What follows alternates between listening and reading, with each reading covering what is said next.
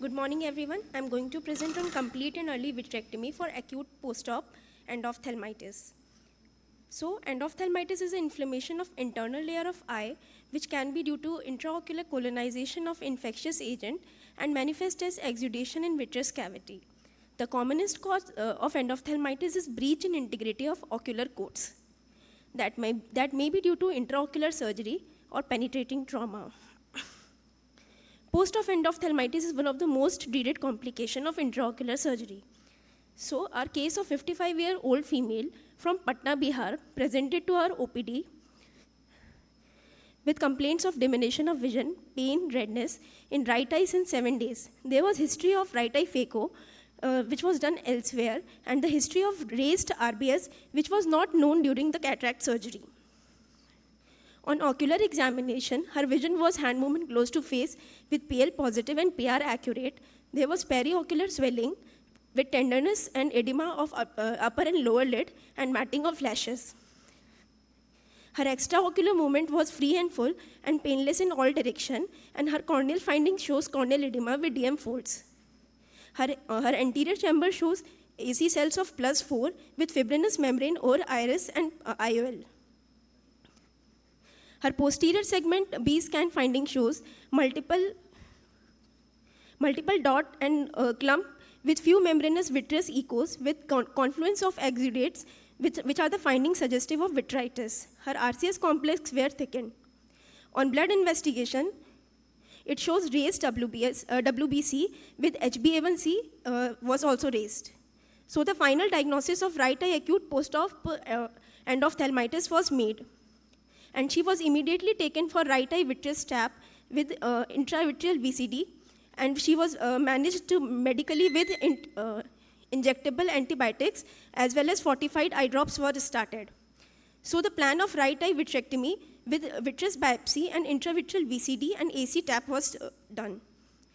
On first day follow-up, it was shown that her visual acuity was improved from 5/60 to 6/36 with improved in media clarity, as well as on first week follow-up, the vision was improved till 6/9, and the AC reaction was also decreased with improvement in media clarity. So on discussion part, due to limitation of EVS study, that is core vitrectomy is done in only the patient presenting with PL, PR, which lead to poor visual recovery. So CEV was done to reduce the inflammatory debris load as well as large specimen for diagnostic evaluation. CEV is judged on the basis of fundal glow. So complete vitrectomy is useful as it decreases the inflammatory debris in vitreous cavity as well as reduces the incidence and severity of macular complication. Large specimen for diagnostic evaluation was also provided due to complete vitrectomy. And early vitrectomy is done due to immediate treatable pathologies as well as serves as a prophylactic measures. Thank you. Thank you. I think it was a well-managed case. But what was the HbA1c pre-operatively? Ma'am, she was not checked at that time. She was operated elsewhere.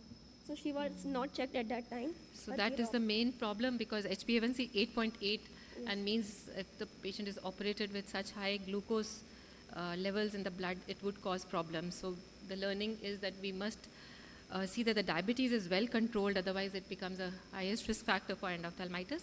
And since now 8.8 cannot be controlled very well, so early vitrectomy and then management of the diabetes is also very important.